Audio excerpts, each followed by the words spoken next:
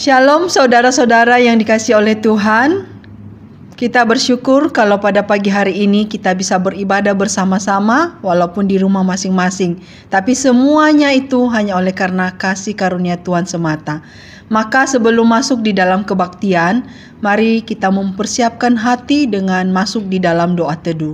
Doa teduh dimulai.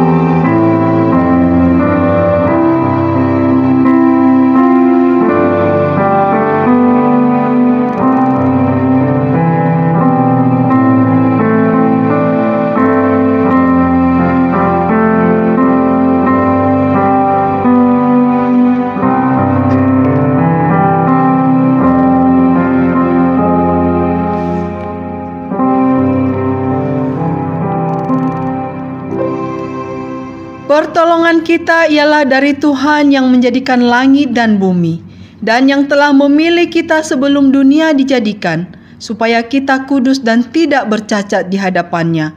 Kiranya Allah Bapa yang Maha Kasih, Juru Selamat kita Yesus Kristus, dan Penghibur kita Allah Roh Kudus, hadir dan memimpin ibadah ini dari awal sampai selesai.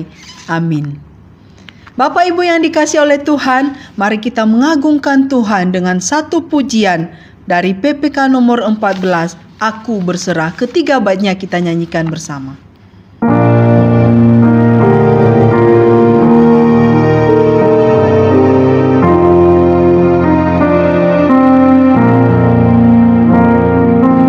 Berserah kepada Yesus dengan tangan yang bebas, selalu bersandar dan cinta hidup di hadapannya. Aku berserah, aku berserah pada Tuhan Juru Selamat. Aku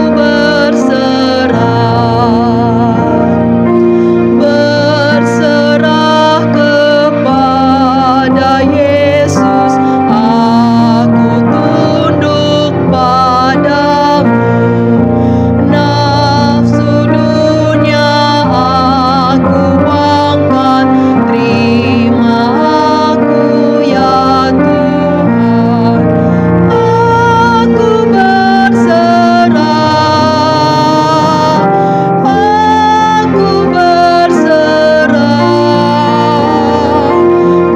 pada Tuhan Juru Selamat. Aku berserah.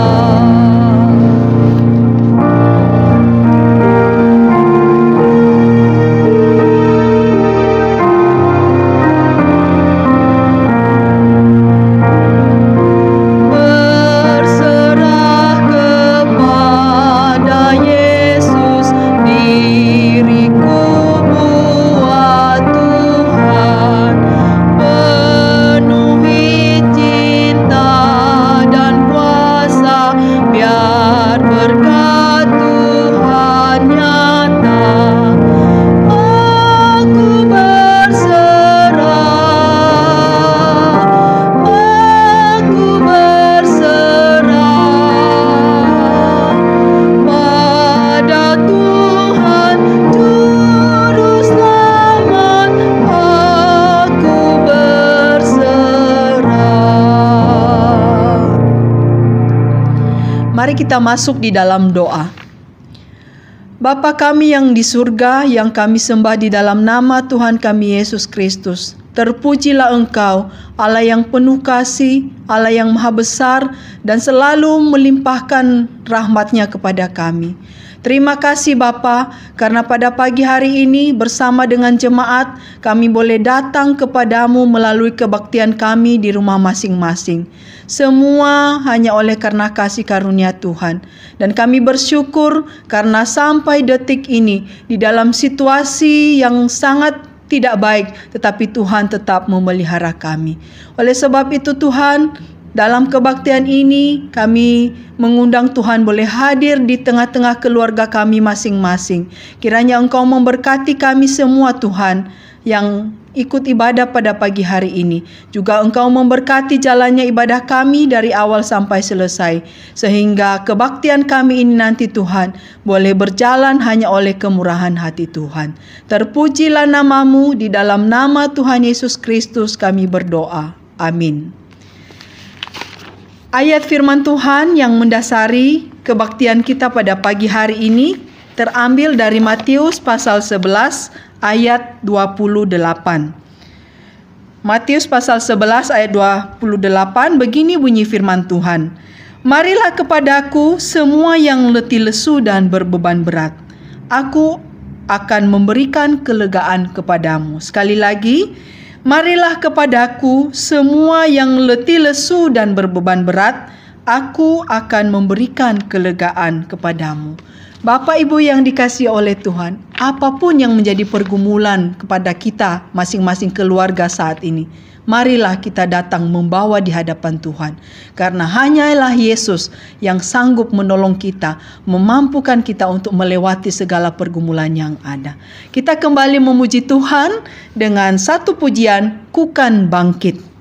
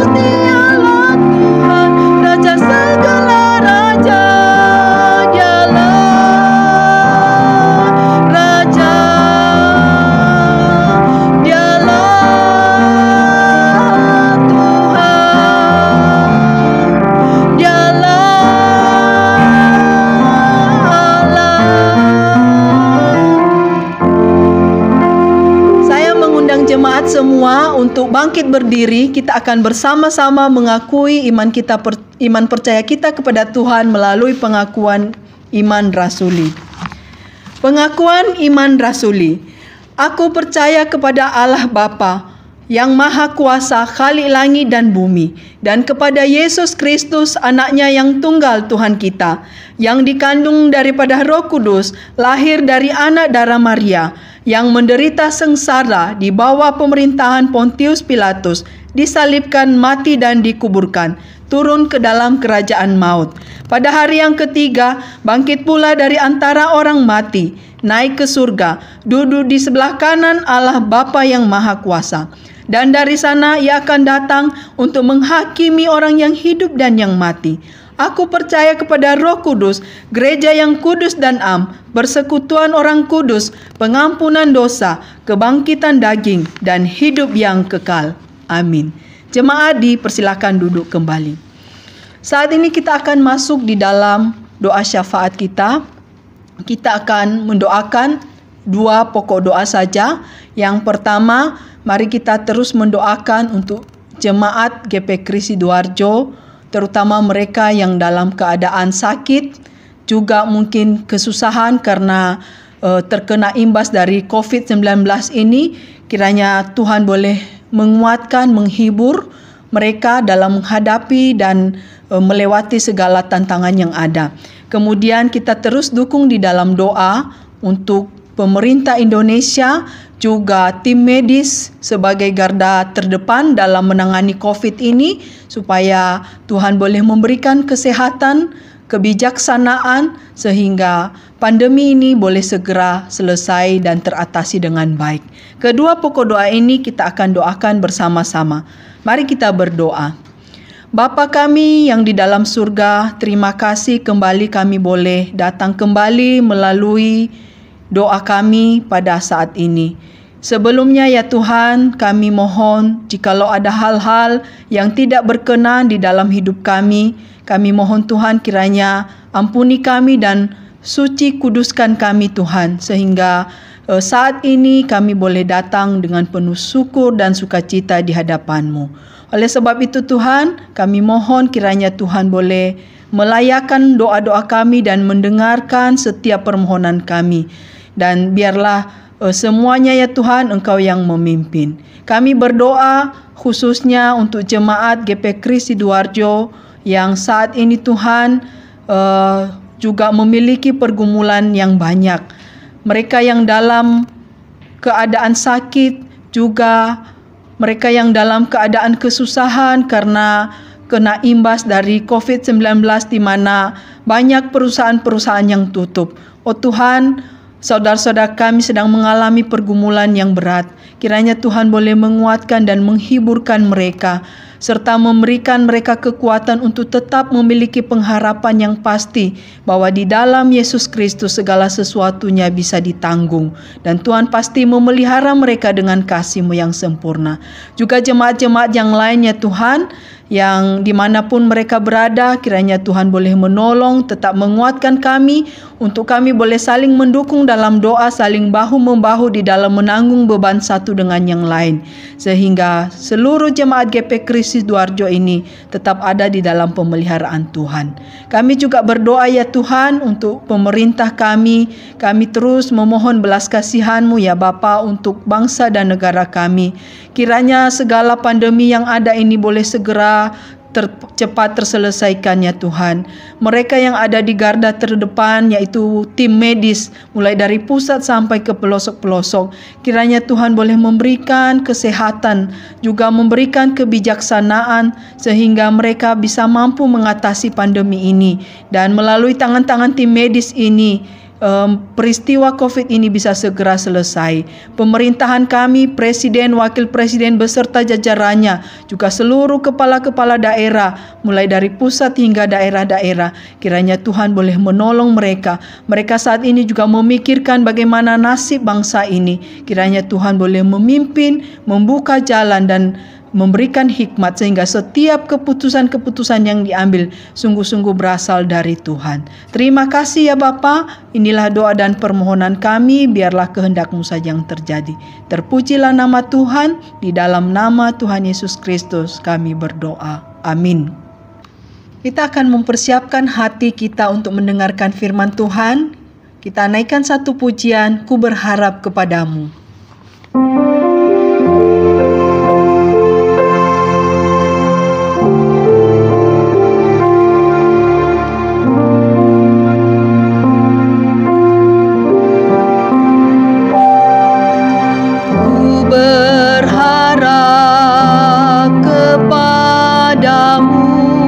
Kau perlindungan dan kekuatanku.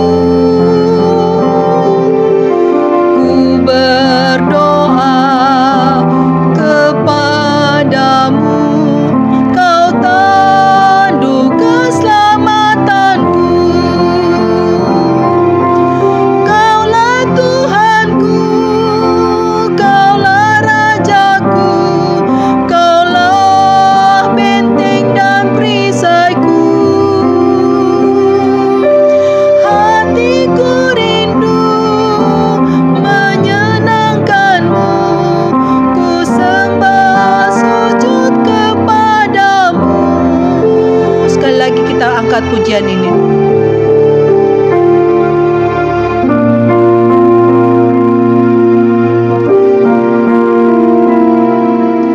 Ku berharap kepadamu, Kau perlindungan dan kekuatanku. Ku berdoa kepadamu, Kau tandu keselamatanku. Kaulah Tuhanku, Kaulah Rajaku, Kaulah benteng dan perisaiku. Hatiku rindu menyenangkanmu, ku sembah sujud kepadamu. Kaulah Tuhanku, Kaulah Rajaku, Kaulah benteng dan perisaiku. Hatiku rindu menyenangkanmu, ku sembah sujud kepadamu.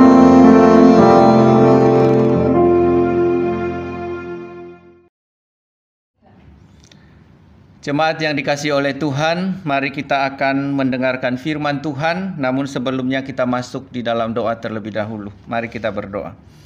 Bapa di sorga, terima kasih, kami bersyukur karena kasih setia Tuhan tidak pernah habis dalam hidup kami.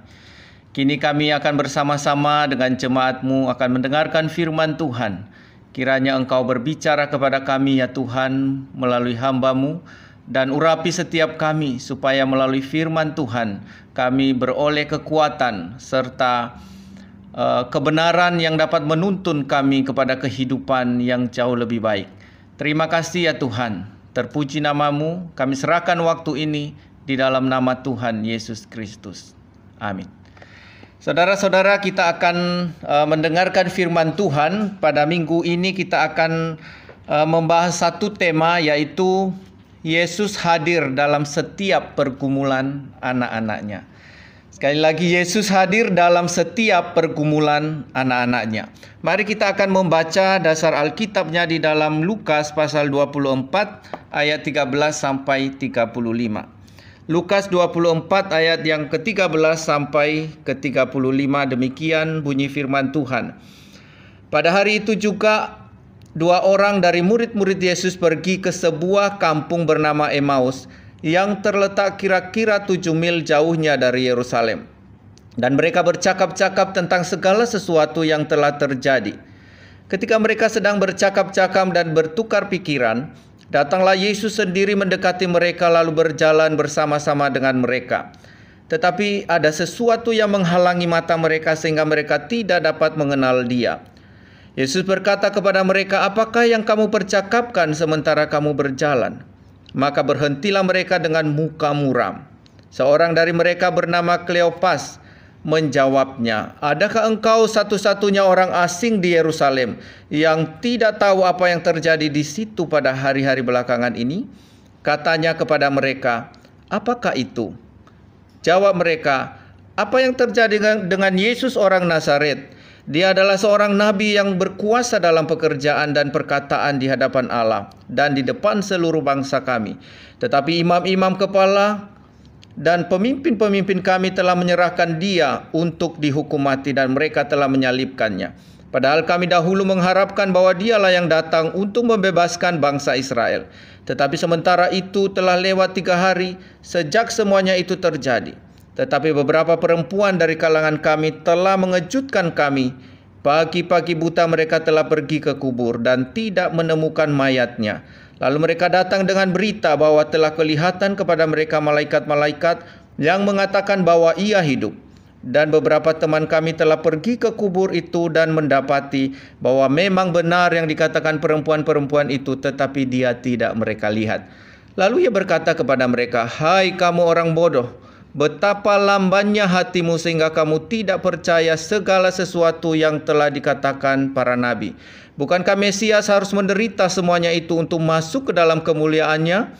Lalu ia menjelaskan kepada mereka apa yang tertulis tentang dia dalam seluruh kitab suci, mulai dari kitab Musa dan segala kitab nabi-nabi. Mereka mendekati kampung yang mereka tuju, lalu ia berbuat seolah-olah hendak meneruskan perjalanannya. Tetapi mereka sangat mendesaknya, katanya, "Tinggallah bersama-sama dengan kami, sebab hari telah menjelang malam dan matahari hampir terbenam." Lalu masuklah ia untuk tinggal bersama-sama dengan mereka.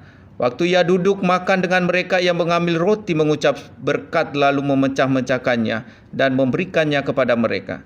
Ketika itu terbukalah mata mereka dan mereka pun mengenal dia, tetapi ia lenyap dari tengah-tengah mereka.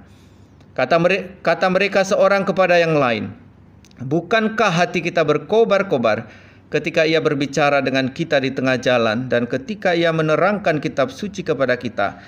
Lalu bangunlah mereka dan terus kembali ke Yerusalem. Di situ mereka mendapati ke-11 murid itu. Mereka sedang berkumpul bersama-sama dengan teman-teman mereka. Kata mereka, "Sesungguhnya Tuhan telah bangkit dan telah menampakkan diri kepada Simon."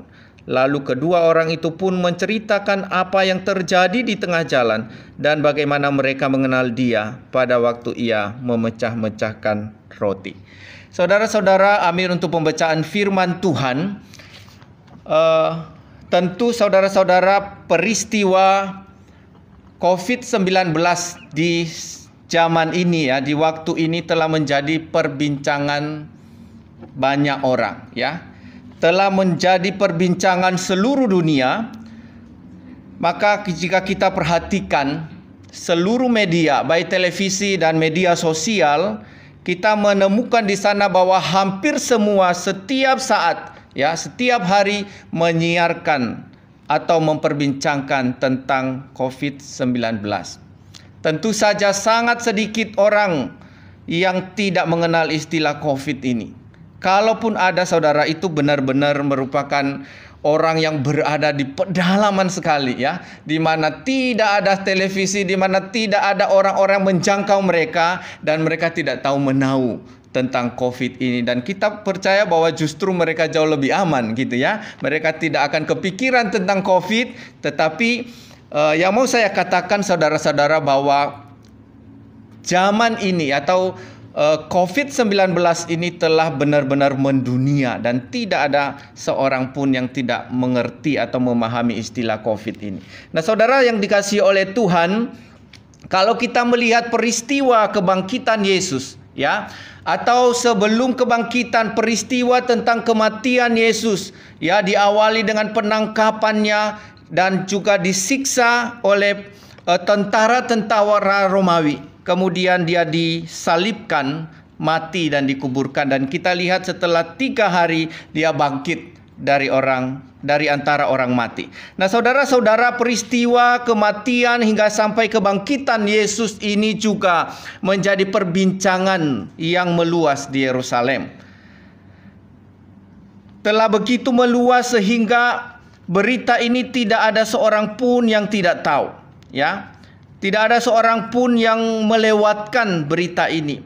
Maka saudara-saudara, merupakan sebuah yang aneh, sesuatu yang aneh ketika Yesus berkata kepada Kleopas dan satu orang temannya, dengan berkata kepada mereka, "Apa yang kamu percakapkan sementara kamu berjalan?"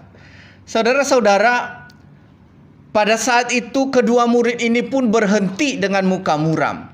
Kenapa, saudara-saudara? Mereka menganggap bahwa Yesus yang sedang bersama-sama dengan mereka ini, bercakap-cakap dengan mereka ini, dan mengatakan apa yang sedang kamu perbincangkan, sementara mereka sedang memperbincangkan sesuatu peristiwa yang sudah begitu meluas. Maka mereka berkata kepada mereka, "Adakah kamu satu-satunya orang di Yerusalem atau satu-satunya orang asing di Yerusalem yang tidak mendengar hal ini?" Saudara-saudara yang dikasihi oleh Tuhan, bagi mereka ini rasanya aneh sekali jika ada orang yang belum tahu tentang peristiwa ini. Nah, saudara-saudara yang dikasihi oleh Tuhan, peristiwa kematian Yesus dan kebangkitan Yesus telah mengacaukan pikiran para murid, telah membuat para murid antara percaya dan tidak percaya, antara bingung dan mereka juga rasanya mengetahui bahwa Yesus itu akan bangkit, tetapi mereka menjadi bingung karena segala sesuatu yang terjadi itu tidak seperti apa yang mereka inginkan dan yang mereka pikirkan. Takut ya, mereka juga bingung iya, saudara-saudara, apalagi mereka menjadi orang-orang yang kehilangan harapan. Sehingga saudara-saudara di dalam kondisi yang demikian, di dalam kondisi yang begitu tertekan, mereka stres saudara-saudara, sampai-sampai ketika mereka berjalan bersama dengan Yesus menuju ke Emmaus itu mereka tidak mengenali Yesus. Karena apa? Di ayat 16 dikatakan ada sesuatu yang menghalangi mata mereka sehingga mereka tidak dapat mengenal Dia. Saudara-saudara, memang untuk mengenal Tuhan itu perlu anugerah gitu ya. Ketika kita mau belajar untuk mengenal Tuhan Yesus, maka kita membutuhkan anugerah yang akan mencelikkan mata rohani kita sehingga kita bisa melihat dengan jelas siapa itu Yesus. Tetapi di dalam konteks ini kita melihat bahwa pikiran mereka yang terlalu fokus pada penderitaan, pada kesusahan, pada kesulitan mereka membuat mereka kehilangan pandangan kepada sang guru mereka, yaitu Yesus Kristus.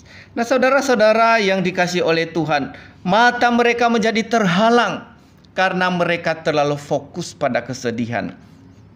Sedih karena apa, saudara-saudara? Kalau kita baca tadi di ayat-ayat berikut itu, bahwa ternyata apa yang mereka sampaikan kepada Yesus ketika Yesus bertanya kepada mereka, apa yang sedang engkau perbincangkan? Ternyata mereka menyimpan satu beban pikiran terhadap Yesus yang telah mati dan disalibkan itu dan telah bangkit dari antara orang mati. Apa sebenarnya yang sedang mengganggu pikiran mereka? Ternyata mereka menjadi kehilangan harapan karena sebelumnya, saudara-saudara, mereka berpikir bahwa Yesus itu adalah pribadi yang mereka harapkan untuk membebaskan mereka dari apa? Dari penjajahan Romawi. Mereka mengharapkan Yesus Kristus itu sebagai pembela mereka, menjadi superhero pada zaman itu untuk melawan pemerintahan Romawi dan membebaskan orang Israel. Saudara-saudara, pemikiran yang demikian yang terus mereka pikirkan dan terus mereka lakukan di dalam kehidupan mereka sehari-hari membuat mereka lupa akan visi Allah yang sesungguhnya datang ke dalam dunia. Mereka menjadi depresi bukan karena sepertinya Tuhan gagal ya, bukan karena guru yang mereka elu-elukan itu mati kemudian menjadi gagal, tetapi sebenarnya penyebab utama daripada persoalan mereka yang membawa mereka kepada depresi itu adalah karena mereka memiliki cara pandang yang salah terhadap Yesus Kristus. Teologi mereka salah. Saudara-saudara yang dikasihi oleh Tuhan, teologi yang salah akan bisa membuat orang menjadi depresi. Ya. Cara pandang kita kepada Allah, cara pandang yang salah kepada Allah, maka akan membawa kita kepada depresi. Tetapi sebaliknya, saudara-saudara, teologi yang salah, cara pandang kita yang salah terhadap Allah juga bisa membuat orang menjadi bersukacita tanpa alasan. Maka di zaman ini, saudara-saudara, ada orang-orang yang mengangkat atau berdiri di atas teologi-teologi yang demikian. Kadang-kadang orang merasa bahwa kalau di dalam Tuhan itu maka semua senang, tertawa sesukanya. Saudara-saudara, ini adalah cara pandang teologi yang meletakkan Yesus di dalam teologi yang salah, sehingga mereka melakukan sesuatu sesuka hatinya. Nah, saudara-saudara yang dikasihi oleh Tuhan, mereka percaya bahwa Israel akan dipulihkan dengan cara yang mulia. Mereka lupa bahwa Yesus datang ke dalam dunia itu bukan seperti apa yang mereka inginkan, bukan seperti apa yang mereka rindukan, tetapi kedatangan Yesus harus melewati penderitaan. Untuk membebaskan Israel, untuk membebaskan manusia dari dosa, tidak dengan kekuatan fisik, tetapi kita melihat bahwa kekuatan kasih Allah yang merelakan dirinya untuk mati di atas kayu salib membuktikan bahwa dia menjadi pribadi yang taat kepada Bapa untuk menjadi pengganti kita di hadapan Allah, menjadi pendamai atas dosa-dosa kita. Nah, saudara-saudara yang dikasihi oleh Tuhan, padahal kalau kita melihat bahwa kitab suci sudah berulang-ulang mengajarkan kepada murid-murid, ya. Kalau kita lihat bahwa tidak kurang-kurangnya Yesus mengajarkan kepada mereka selama ia bersama-sama dengan mereka, bahwa Israel akan dipulihkan melalui tunas Daud. Kalau kita membaca di dalam Yesaya pasal 6, saudara-saudara, di sana kita akan menemukan bahwa pemulihan Israel itu akan dilakukan melalui tunas Daud. Seluruh tunas-tunas Israel akan dihancurkan. Semua tunas-tunas yang muncul, ya, dari Israel itu akan dihancurkan. Tetapi nanti akan muncul yang disebut dengan tunas Daud, ya. Tunas Daud itu yang akan membebaskan mereka dari segala persoalan hidup, terutama di dalam dosa-dosa mereka. Nah, saudara-saudara, kalau kita membaca juga di dalam Yesaya pasal 52 dan 53, dikatakan bahwa pengharapan bagi kamu akan ditemukan di dalam Dia yang menderita bagi kamu. Saudara-saudara, ada pengharapan bukan terhadap pribadi yang tanpa penderitaan, tetapi justru pengharapan kita akan muncul melalui tunas Daud, melalui pribadi yang akan menderita. Dan penderitaannya itu dikatakan bukan karena dia berdosa, tetapi dikatakan bahwa oleh karena kamu dia kena bilur-bilur. Oleh karena kamu dia ditikam. Oleh karena pemberontakanmu, dia ditikam dan menjadi mati. Saudara-saudara, disinilah kita melihat bahwa di dalam kitab suci sudah dijelaskan dari perjanjian lama itu telah dinubuatkan bahwa nanti pembebasan Israel itu akan muncul melalui tunas Daud. Dan itu dilakukan harus melalui penderitaan. Saudara-saudara, kalau kita membaca di dalam Mazmur pasal 22 juga, kita melihat di sana membaca bahwa pemazmur juga mengatakan bahwa di dalam kesesakannya, di dalam kehidupan yang terkurung, di dalam kehidupan yang hancur, dikatakan bahwa Tuhan mendengar doanya dan memulihkan hidupnya. Saudara-saudara, kita melihat bahwa pemulihan itu selalu diawali dengan penderitaan. Kalau tidak menderita, saudara, terus apa yang mau dipulihkan? Seseorang yang merasa dipulihkan berarti dia berada di dalam kondisi yang tidak baik sebelumnya. Maka ketika dia dibawa kepada satu kondisi yang baik, itu disebut dengan pemulihan. Nah, saudara-saudara, maka di sini kita tahu bahwa tidak ada kemuliaan tanpa salib. Ya, tidak akan mungkin ada kemuliaan tanpa salib. Berarti salib itu adalah jalan untuk menuju kepada kemuliaan. Nah, saudara-saudara yang dikasihi oleh Tuhan, kesalahan di dalam memahami Yesus yang datang ke dalam dunia akan membuat banyak orang menjadi kecewa. Murid-murid yang memandang Yesus sebagai superhero yang bisa membebaskan mereka dari jajahan Romawi. Mereka menganggap bahwa Yesus akan datang sebagai raja secara duniawi. Maka pada akhirnya ketika mereka menyaksikan Yesus ditangkap dan mati di atas kayu salib, mereka menjadi kecewa. Mereka menjadi frustrasi, mereka menjadi stres, saudara-saudara, karena apa yang mereka harapkan itu tidak terjadi seperti apa yang mereka inginkan. Saudara-saudara, ketika kita hanya fokus kepada keindahan, kepada kesenangan, kepada berkat-berkat saja, saudara-saudara, maka itu akan membawa kita kepada kebutaan untuk melihat visi Allah yang sesungguhnya di dalam kehidupan kita. Kita akan kehilangan fokus. Kita tidak bisa melihat sesuatu yang sungguh-sungguh Allah inginkan sebetulnya di dalam kehidupan manusia di dunia ini. Saudara-saudara, hal ini membuat mereka menjadi tidak fokus. Sehingga kalau kita baca di ayatnya yang ke-16 tadi dikatakan bahwa ada sesuatu yang menghalangi mereka.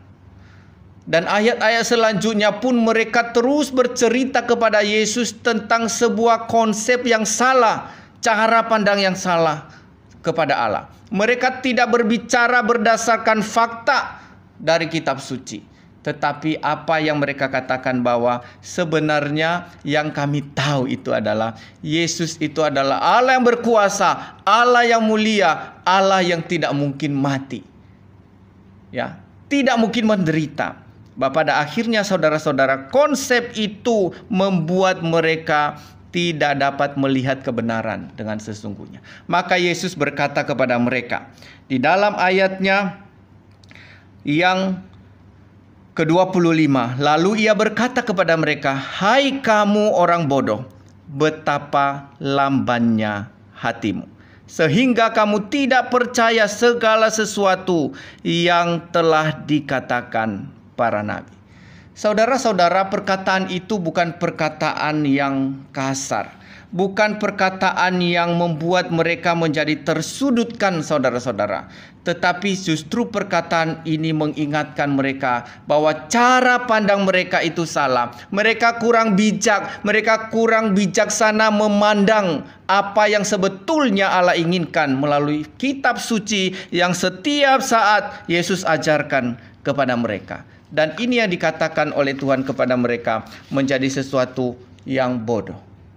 Apakah bukan sesuatu yang bodoh ketika kita sudah diajarkan berulang-ulang, tetapi kita tidak mau menerima konsep itu, kita selalu memakai konsep kita. Saudara-saudara, ketika kita diberitahukan tentang kebenaran, seharusnya pikiran kita yang harus tertuju kepada kebenaran itu. Tetapi mereka justru sebaliknya. Mereka menerima kebenaran itu, tetapi tidak mau melakukan. Mereka tetap berjalan kepada konsep mereka yang lama. Nah, saudara-saudara yang dikasihi oleh Tuhan, kalau kita hanya melihat kemuliaan saja, kalau kita hanya mengikuti sesuatu teologi yang menjanjikan berkat saja, maka kita akan menjadi kecewa.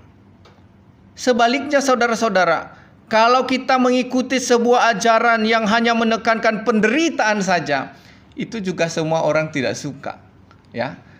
Semua orang tidak menginginkan hal itu. Baik teologi kemakmuran maupun teologi penderitaan, itu bukanlah ajaran daripada kitab suci.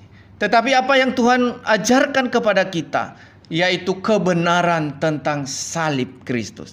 Yang Alkitab ajarkan kepada kita adalah teologi salib. Apa itu teologi salib, saudara-saudara? Yaitu bahwa kita menderita bersama-sama dengan Kristus. Kita hidup, kita terpanggil, kita dipanggil oleh Tuhan untuk memikul salib, untuk menderita di dalam kebenaran, dan melalui kebenaran itu, ketika kita sungguh-sungguh taat di dalam kebenaran, maka kita akan memperoleh upah, memperoleh damai sejahtera. Saudara-saudara, apa yang bisa membuat konsep kita bisa benar? Apa yang bisa membuat pikiran kita berubah dari konsep yang salah kepada konsep yang benar? Hanya satu, saudara-saudara, yaitu firman Tuhan.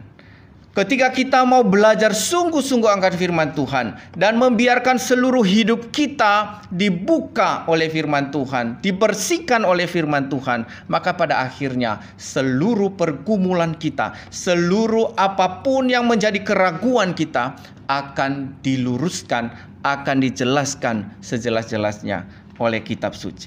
Dan kita melihat saudara-saudara, ketika Yesus membukakan kepada mereka kebenaran ini, di ayat 27 dikatakan, lalu ia menjelaskan kepada mereka apa yang tertulis tentang dia dalam seluruh kitab suci, mulai dari kitab Musa dan segala kitab nabi-nabi.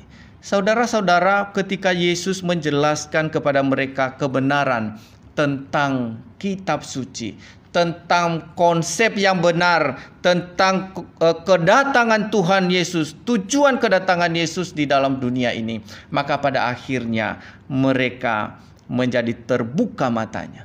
Nah, saudara-saudara yang dikasihi oleh Tuhan, kadang-kadang beban hidup itu tidak terjadi oleh karena situasi di sekitar kita, tetapi kadang-kadang beban hidup kita itu diawali dari apa? Pikiran kita sendiri. Ketika kita tidak mau menggunakan cara pikir, cara pandang yang benar berdasarkan firman Tuhan, maka kita akan kehilangan arah hidup. Kita akan kehilangan fokus hidup kita. Maka ketika kehilangan fokus, maka kita tidak akan bisa melihat Allah itu dengan jelas. Nah, saudara-saudara yang dikasihi oleh Tuhan, di dalam Filipi pasal 1 ayatnya yang ke-29 dikatakan di sana bahwa sebab kepada kamu dikaruniakan bukan saja untuk percaya kepada Kristus, melainkan juga untuk menderita untuk Dia. Saudara-saudara, panggilan kita itu bukan hanya sekedar mengikut Yesus, percaya kepada Yesus, tetapi ketika kita mengikut Yesus pun ada panggilan penderitaan. Jalan salib itu pasti kita lewati, saudara-saudara. Karena apa? Jalan salib itu adalah jalan menuju kepada kebenaran yang sesungguhnya. Salib itu adalah memang jalan penderitaan, tetapi jalan penderitaan yang menuju kepada kebenaran yang sejati. Karena itu saudara-saudara, ketika kita hidup mengiring Kristus, maka tidak mungkin kita tidak mengalami penderitaan. Karena ketika kita mau hidup di dalam kebenaran, maka sejak engkau hidup di dalam kebenaran, sejak itu pun engkau akan menghadapi penderitaan. Karena dunia tidak suka kebenaran. Dan sementara kita ada di dalam dunia dan kita hidup di dalam kebenaran, maka dunia akan menjadi musuh kita. Maka tidak mungkin orang-orang Kristen tidak akan mengalami penderitaan. Nah, saudara-saudara yang dikasihi oleh Tuhan, karena itu saya sudah katakan tadi bahwa teologi kita bukan teologi kemakmuran. Teologi kita juga bukan teologi penderitaan. Tetapi apa yang diajarkan Alkitab kepada kita adalah bicara tentang teologi salib. Penderitaan yang membawa kepada kemuliaan. Menderita demi kebenaran akan beroleh upah atau kemuliaan. Karena itu saudara-saudara yang dikasihi oleh Tuhan, pergumulan apa yang sedang melanda hidup kita hari ini? Persoalan apa yang sedang membuat kita menjadi sedih dan menjadi kecewa? Saudara-saudara, di dalam Alkitab yang kita baca tadi, ada 3 hal yang perlu kita lakukan di dalam pergumulan kita. Hal yang pertama adalah datanglah kepada Yesus. Ketika engkau sedang berada di dalam pergumulan, maka datanglah kepada Yesus. Di ayat 15 dan 17 dikatakan tadi, ya. Ketika mereka sedang bercakap-cakap dan bertukar pikiran, datanglah Yesus sendiri mendekati mereka lalu berjalan bersama-sama dengan mereka. Ayat 17, Yesus berkata kepada mereka, "Apakah yang kamu percakapkan sementara kamu berjalan?" Saudara-saudara, di dalam pergumulan kita, Yesus selalu hadir. Di dalam persoalan kita, Yesus selalu datang dan mengatakan kepada kita apa yang menjadi pergumulanmu. Kalau kita lihat di dalam Matius itu, saudara-saudara, dikatakan oleh Matius bahwa Yesus berkata, "Datanglah kepadaku semua yang letih lesu dan berbeban berat. Aku akan memberikan kelegaan kepadamu." Saudara-saudara, di dalam pergumulan kita sebagai anak-anak Tuhan, Yesus selalu hadir. Dia pasti datang. Dia pasti akan berjalan bersama-sama dengan kita saat kita mengalami pergumulan hidup. Maka kalau kita baca di ayat 15 dan 17 tadi dikatakan Yesus datang mendekati mereka, menanyakan kepada mereka apa yang sedang engkau perbincangkan. Dan setelah itu dikatakan Yesus berjalan bersama-sama dengan mereka. Saudara-saudara, jangan menganggap bahwa ketika kita berada di dalam pergumulan berat, Yesus itu sedang bersembunyi. Allah kita sedang bersembunyi. Tidak, ya. Yesus datang saat kita berada di dalam pergumulan. Justru Yesus ada di sana dan sedang menantikan kita untuk datang kepada Dia, menceritakan seluruh pergumulan kita, untuk Dia bisa memberikan jalan keluar kepada kita. Karena itu saudara-saudara, saat engkau berada di dalam pergumulan, datanglah kepada Dia. Jangan andalkan diri sendiri, jangan andalkan manusia. Karena mengandalkan manusia dikatakan di dalam firman Tuhan ada sesuatu yang terkutuk. Ya, terkutuklah orang yang mengandalkan manusia. Nah, karena itu saudara-saudara, Yesus telah membuka diri kepada kita. Melalui kebangkitannya itu Dia memberikan jaminan kepada kita bahwa setiap anak-anaknya akan mendapatkan kelegaan, akan mendapatkan jalan keluar di dalam setiap persoalan mereka. Nah, masalahnya saudara-saudara, kadang-kadang kita ketika menghadapi persoalan ini, justru kita datang kepada yang lain.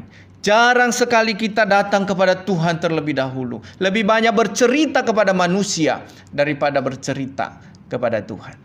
Karena itu, melalui firman Tuhan hari ini, kita diberitahukan bahwa Yesus hadir di dalam setiap pergumulan kita. Yang kedua, saudara-saudara, apa yang kita lakukan ketika kita berada di dalam pergumulan? Di ayat 27 dikatakan, lalu Ia menjelaskan kepada mereka apa yang tertulis tentang Dia dalam seluruh kitab suci, mulai dari kitab Musa dan segala kitab nabi-nabi. Dan di ayat 32 dikatakan, kata mereka seorang kepada yang lain, bukankah hati kita berkobar-kobar ketika Ia berbicara dengan kita di tengah jalan dan ketika Ia menerangkan kitab suci kepada kita? Saudara-saudara, ketika kita berada di dalam persoalan hidup, kita mau cari jawaban kepada siapa? Kita mau menemukan jawaban dari siapa? Kita mau cari tahu apa yang menjadi penyebab dari persoalan kita, apa yang menjadi penyebab dari pergumulan kita, dan apa yang menjadi solusi dari pergumulan kita. Kita mau cari jalan dari mana? Saudara-saudara, tidak ada cara lain selain kita apa? Kembali kepada kitab suci. Kita harus kembali kepada kebenaran yang sejati, yaitu di dalam firman Tuhan. Kalau kita membaca saudara-saudara di dalam 2 Timotius pasal 3 ayat 14 sampai 17. Nanti Bapak Ibu bisa membaca. Di sana kita menemukan satu pernyataan dari Paulus kepada Timotius di dalam pergumulan hidupnya yang dia hadapi waktu itu di dalam pelayanan. Maka Paulus berkata kepadanya, berpegang pada kebenaran. Berpegang kepada kebenaran, dan di ayat 15 dikatakan, berpegang terus kepada kitab suci yang dapat memberi hikmat dan menuntun engkau kepada keselamatan. Kemudian di ayat 16 dikatakan bahwa firman yang engkau pelajari itu, yang engkau punya itu, dikatakan memiliki manfaat untuk mengajar, menyatakan kesalahan, memperbaiki kelakuan, dan juga mendidik orang di dalam kebenaran. Nah, saudara-saudara yang dikasihi oleh Tuhan, dikatakan bahwa kitab suci, firman Tuhan yang kita miliki ini adalah diberikan oleh Tuhan kepada kita untuk apa? Memperlengkapi kita. Sudah dikatakan tadi bahwa panggilan kita tidak hanya untuk percaya kepada Yesus, tetapi untuk menderita bagi Dia. Lalu apa yang menjadi kekuatan kita ketika kita menghadapi kesulitan-kesulitan dalam hidup? Hanya firman Tuhan. Firman Tuhan yang akan mencelikan mata rohani kita. Firman Tuhan yang dapat membuka pikiran kita. Firman Tuhan yang dapat menerangi jalan kita yang gelap, sehingga kita bisa melihat dengan jelas kepada Tuhan yang sedang kita tuju. Nah, saudara-saudara yang dikasihi oleh Tuhan, hari-hari ini tentu membuat kita menjadi bosan bukan di rumah. Karena ada begitu banyak waktu kita di rumah saja. lebih banyak beraktivitas di rumah, dan ini tidak biasa, membuat kita menjadi terkurung. Rasanya kok kurang enak, saudara-saudara. Tetapi justru saya mau katakan kepada kita, pergunakan waktu-waktu yang ada. Apa yang kita lakukan selama kita ada di rumah? Saudara-saudara, yang perlu kita lakukan harus lebih banyak memperlengkapi diri. Zaman ini adalah pergumulan besar bagi kita. Menghadapi COVID-19 ini adalah pergumulan yang sangat berat. Tidak hanya bagi dunia, tetapi khususnya juga bagi kita orang-orang Kristen. Bagaimana kita menghadapinya? Ya, lebih banyak di rumah, tentu lebih banyak persoalan justru. Persoalan ekonomi akan muncul. Persoalan hubungan sosial akan muncul. Karena apa? Selama ini jarang ketemu. Ya, ketika ketemu biasanya bukan tambah akur ya, tambah banyak gegerannya. Nah, karena itu saudara-saudara, di momen-momen yang seperti ini, bagaimana kita bisa menyikapi hal ini? Dikatakan, tunduklah kepada firman Tuhan. Belajarlah firman Tuhan. Dengan belajar firman Tuhan, konsep-konsep kita yang salah boleh diluruskan. Dengan demikian, kita akan menjadi orang-orang yang bisa memahami dan mengerti akan kehendak Allah. Yang ketiga, saudara-saudara, yang perlu kita persiapkan dan kita lakukan ketika kita berada di dalam pergumulan, selain berserah kepada Tuhan, selain kita belajar firman Tuhan, dan yang ketiga dikatakan di ayat yang ke-35 tadi, lalu kedua orang itu pun menceritakan apa yang terjadi di tengah jalan dan bagaimana mereka mengenal Dia pada waktu Ia memecah-mecahkan roti. Saudara-saudara yang dikasihi oleh Tuhan, tugas kita yang harus kita kerjakan setelah kita mengenal Allah yang benar adalah memberitakan tentang Yesus Kristus kepada dunia. Kita harus melaksanakan PI, pengabaran Injil. Kita harus memberitakan Injil kepada siapapun yang Tuhan kehendaki untuk kita sampaikan. Kenapa, saudara-saudara? Supaya kita tidak selalu fokus pada persoalan kita. Ketika kita berdiam diri dan hanya bergumul tentang persoalan kita, saudara-saudara, maka itu tidak akan selesai. Yang Tuhan inginkan bagi kita adalah bahwa Tuhan menjadi jaminan bagi kita. Maka yang perlu kita lakukan adalah berserah kepada Dia dan mengerjakan apa yang Tuhan inginkan di dalam kehidupan kita. Dan salah satu tanggung jawab kita, perintah Tuhan yang harus kita kerjakan sebagaimana yang sudah dicatat di dalam Matius pasal 28 itu adalah menjadikan seluruh bangsa menjadi murid. Nah, saudara-saudara, ketika kita menyibukkan diri, belajar firman Tuhan dan memberitahukan tentang sukacita yang kita dapatkan daripada Kristus Yesus itu, akan membuat kita lebih kuat menghadapi situasi saat ini. Akan menghilangkan cara pandang kita yang salah. Akan membuat seluruh pikiran kita yang selama ini terbebani oleh persoalan kita menjadi terbuka. Karena apa? Ada aktivitas yang kita lakukan. Dan aktivitas yang kita lakukan itu adalah sesuatu bentuk daripada ketaatan kita kepada Tuhan. Nah, karena itu saudara-saudara, di dalam pergumulan hidup kita sebagai orang-orang percaya, kita harus melihat Tuhan yang selalu hadir di dalam kehidupan kita. Tidak ada satu peristiwa apapun di dunia ini yang tanpa seizin Tuhan. Tidak ada satu peristiwa di dalam hidup kita yang tidak diketahui oleh Tuhan. Percayalah saudara-saudara bahwa Allah yang kita percaya di dalam Yesus Kristus yang telah mati dan telah bangkit dari antara orang mati akan memberikan harapan kepada kita, akan menyingkapkan kebenaran itu kepada kita, sehingga hidup kita akan semakin hari semakin jauh lebih siap menghadapi tantangan zaman. Karena itu saudara-saudara, biarlah firman Tuhan yang sudah kita dengar ini akan membawa kita, menuntun kita kepada Dia yang menjanjikan kehidupan yang kekal kepada kita. Mari kita berdoa. Terima kasih ya Tuhan, kami sudah mendengarkan firman Tuhan pada pagi hari ini. Kiranya Engkau terus menolong kami di dalam mengerti akan kebenaran Tuhan, dan di dalam mengerjakan dalam kehidupan sehari-hari. Sehingga kami tidak menjadi lalai, sehingga kami tidak ketinggalan di dalam kehendak Tuhan, tetapi kami sungguh-sungguh boleh melakukannya dengan setia. Terpuji namamu Bapa, berkati setiap jemaat yang sudah mendengarkan. Biarlah mereka juga boleh memikirkan kebenaran ini, dan oleh pimpinan Roh Kudus menolong mereka untuk mengerjakan dalam hidup sehari-hari.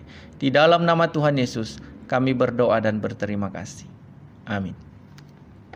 Jemaat yang dikasihi oleh Tuhan, setiap janji Tuhan itu ya dan amin. Oleh sebab itu mari kita terus menyimpan dan mengamini di dalam hati kita, sehingga kita bisa menikmati janji-janji Tuhan di dalam hidup kita dan di dalam segala pergumulan hidup kita masing-masing. Kita akan kembali memuji Tuhan dari PPK nomor 145, Tak Kulupakan Engkau, dan sekalian untuk persembahan kita kumpulkan. Ketika baitnya kita nyanyikan.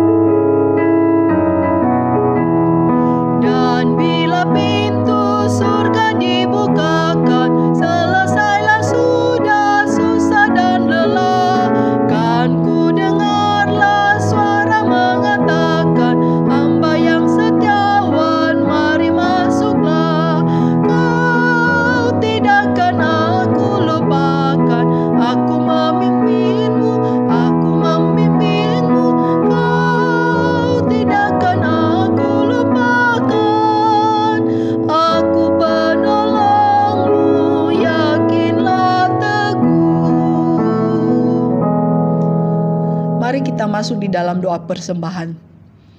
Terima kasih Bapa yang di surga, jikalau sampai detik ini Engkau tetap memelihara kami. Engkau tetap mencukupi segala apa yang kami perlukan. Maka pada saat ini kami sudah mengumpulkan sebagian berkat yang sudah Tuhan berikan. Biarlah ya Bapa, Engkau menguduskan, menyucikan persembahan kami, sehingga bisa dipakai untuk pekerjaan Tuhan, khususnya di GP Kris Sidoarjo. Berkatilah tangan-tangan yang sudah memberi, yang juga masih belum bisa untuk memberi. Kiranya berkat-Mu atas kami semua boleh melimpah. Di dalam nama Tuhan Yesus Kristus kami berdoa dan mengucap syukur. Amin. Jemaat yang dikasihi Tuhan, kita akan mengakhiri ibadah ini. Saya mengundang jemaat untuk bangkit berdiri. Kita menaikkan pujian doksologi dan nanti doa berkat disampaikan oleh Pendeta Peniel Sebuah.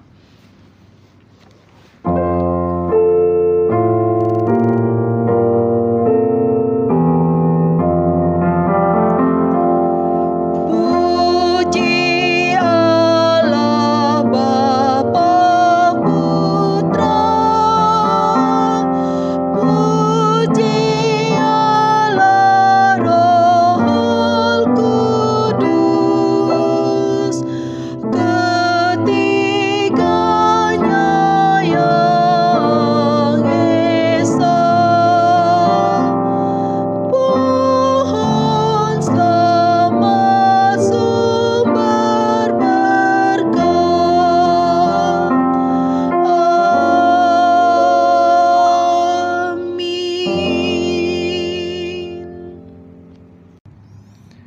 Saudara-saudara, mari kita masuk di dalam doa.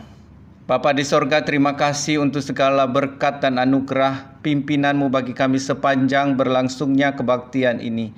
Pada kesempatan ini kami bersyukur karena salah satu di antara jemaat kami akan berhari jadi pada tanggal 1 Mei, yaitu Ibu Yohana. Kiranya Tuhan senantiasa menolong, memberkati, melimpahi berkat-Mu terlebih di dalam kondisi saat ini. Tuhan, tambah-tambahkan hikmat dan bijaksana, juga kekuatan dan kesehatan untuk bisa melewati semua bersama dengan anak-anak-Nya. Terima kasih ya Tuhan, kami bersyukur dan menyerahkan seluruh kehidupan Ibu Yohana bersama dengan keluarga di dalam pimpinan-Mu saja.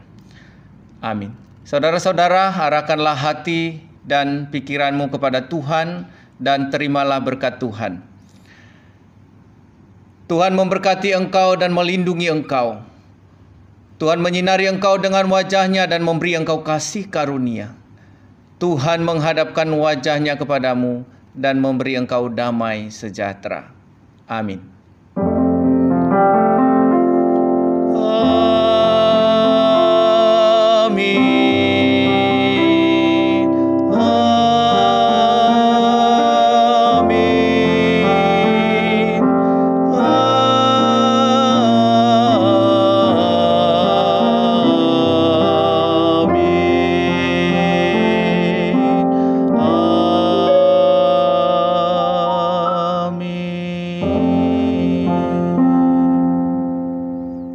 Saudara-saudara dipersilakan duduk kembali, silakan ngambil sikap doa teduh.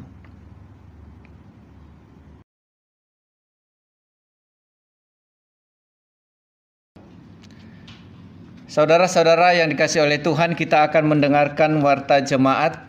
Yang pertama, terima kasih kami sampaikan kepada semua jemaat yang telah mengikuti kebaktian keluarga pada pagi hari ini, juga kepada seluruh tim pelayanan yang sudah mempersiapkan pelayanan ini sedemikian rupa. Kiranya Tuhan Yesus memberkati kita semua. Yang kedua, saudara-saudara, kebaktian Minggu tanggal 3 Mei 2020 masih dilaksanakan secara online. Jika ada perubahan, kami akan infokan kemudian. Yang ketiga, untuk laporan persembahan yang masuk dari tanggal 19 April sampai 25 April 2020, baik yang dititipkan ke pastori maupun melalui transfer, dapat dilihat di dalam warta jemaat.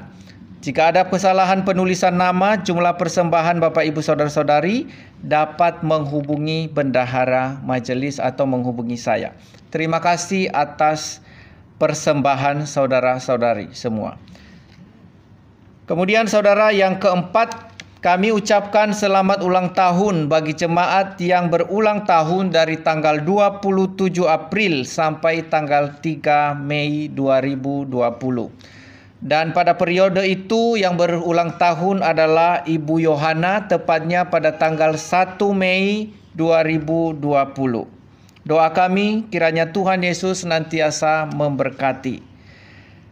Kado ulang tahun dari Matius pasal 5 ayat 9 berkata demikian, "Berbahagialah orang yang membawa damai, karena mereka akan disebut anak-anak Allah."